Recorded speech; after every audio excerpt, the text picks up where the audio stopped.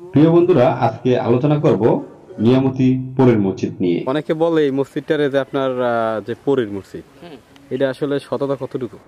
এলাকাবাসীর ধারণা এই মসজিদটি পরীরা নির্মাণ করেছেন। সেই থেকে এই মসজিদটির মানুষের মুখে মুখে পরিচিতি লাভ করে নিয়ামতি বা বিবেচিনী পীরের মসজিদ। দূর দূরান্ত এবং বিভিন্ন স্থান থেকে এই মসজিদটি দেখার জন্য মানুষ এখানে ছুটে চলে আসে। তবে আপনি যদি বিবেচিনী পীরের মসজিদ বা নিয়ামতি পীরের মসজিদ বলেন, তাহলে তারা আপনাকে সহজে দেখিয়ে দিতে পারবে। এছাড়া বিবেচিনী শাহী মসজিদ বলে হয়তোবা অনেকেই চিনবে না। আজ আপনাদের সামনে তুলে ধরব এই মসজিদটি পরীরা নির্মাণ করেছেন না মানুষের তৈরি, সেই সম্পর্কে সঠিক তথ্য আপনাদের মাঝে তুলে ধরব। অনেকে বলে এই মসজিদটারে যে আপনার যে পীরের মসজিদ, এটা আসলে সততা কতটুকু? না, পীরের মসজিদ না, এই মসজিদ মানুষই করছে। পীরের মসজিদ যারা বলে তারা ভুলে বলে। এই মসজিদ কে বা কাহারা কোন যুগে কারা করছে আল্লাহ রাব্বুল আলামিন ছাড়া কেউ বলতে পারে না। আমার বাড়ি এখানে কাছে, আমার দাদার কাছে শুনছি এখানে, বা আমরাও কিছু দেখছি, আমার দাদার কাছে বেশি শুনছি যে এই মসজিদের ছাদের যে গম্বুজ, সেই গম্বুজ হইতে এই চতুর্পাশে যে ওয়াল, এই এরিয়াটা সব জঙ্গল ছিল। সেই জঙ্গলের ভিতরে বাঘ ছিল, বাঘের ভয়তে কাছাকাছি মানুষ আসতো না। তারপর বহু আগে, মনে করেন 120-25 বছর আগে, এক লোকে স্বপ্নে দেখছে যে এখানে মসজিদ আছে। কয়েকজন লোক আসছে, জঙ্গল কাটে ভিতরে ঢুকে দেখে মসজিদ। এই তারপর হইতে ওরা মোটা পাতার ওগলা নিয়ে আসতো, মসজিদ পরিষ্কার করিয়া নামাজ পড়তো।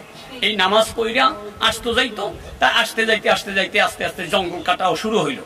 এই জঙ্গল পরিষ্কার করতে গিয়া জঙ্গলের ভিতরে একটা পায়ের নলার হাড্ডি পাইছে 3.5 হাত লম্বা। সেই পায়ের নলার হাড্ডিটা ওই পশ্চিম পাশে যে একটা কবর, সেই কবরটা ওই নলার হাড্ডিতেই ওখানে দাপন করা হয়েছে। যে মানুষটা কত বড় হইতে পারে সেইটা আনুমানিক ধারণা করিয়া ওই কবরটা ওইরকম বড় করা হয়েছে। তারপরে এখানে মানুষ আসা যাওয়া করে, বহু মানুষ দেখে যে এটা বিবিসিনি সাহিত্য। তখন এই বাংলাদেশ স্বাধীনের আগে এখানে একটা পূর্ব পাশে বটগাছ ছিল, বড় একটা বটগাছ। সেই বটগাছ সহ বন্যায়, বাংলাদেশ স্বাধীনের আগে যখন আমাদের পূর্ব পাকিস্তান ছিল, তখন একটা বন্যা হয়েছিল। সেই বন্যায় মসজিদের পূর্ব পাশ পড়ে গেছিল। তারপর সেইটা স্বাধীনের পরে আমাদের এই কাছাকাছি একজন মেজর ছিল, মেজর রুহুল আমিন সিদ্দিকী। সেই মেজর সাহেব সংস্কার করার জন্য প্রত্নতত্ত্ব অধিদপ্তরে দিয়া এটা সংস্কার করাইছে। সংস্কার করাবার পর এই মানুষজন আসা যাওয়া করতে করতে এখন বিভিন্ন জায়গা থেকে আসে, মানুষজন দেখে। তাহলে মোট কথা হলো যে এটা আসলে পীরের মসজিদ না, বা পীরে তৈরি করে নাই, এটা মানুষেরই তৈরি করতে পারছে আর কি। আচ্ছা, বিবেচিনী শাহী মসজিদ বরিশাল বিভাগের বরগুনা জেলার বেতাগী উপজেলার বিবেচিনী গ্রামে অবস্থিত। এটি বাংলাদেশের ঐতিহাসিক মসজিদগুলোর মধ্যে অন্যতম মসজিদ। অবস্থান বরগুনার বেতাগী উপজেলার বিবেচিনীতে এই মসজিদটি অবস্থিত। বরগুনার বেতাগী উপজেলার সদর থেকে আঞ্চলিক মহাসড়ক ধরে উত্তর দিকে 10 কিলোমিটার পথ অগ্রসর হলেই বিবেচিনী গ্রাম।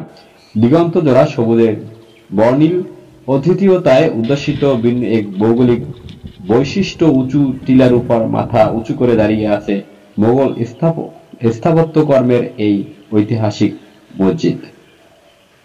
সম্রাট শাহজাহানের সময় সুদূর পারস্য থেকে ইসলাম প্রচারের উদ্দেশ্যে শাহ নিয়ামতুল্লাহ দিল্লিতে আসেন।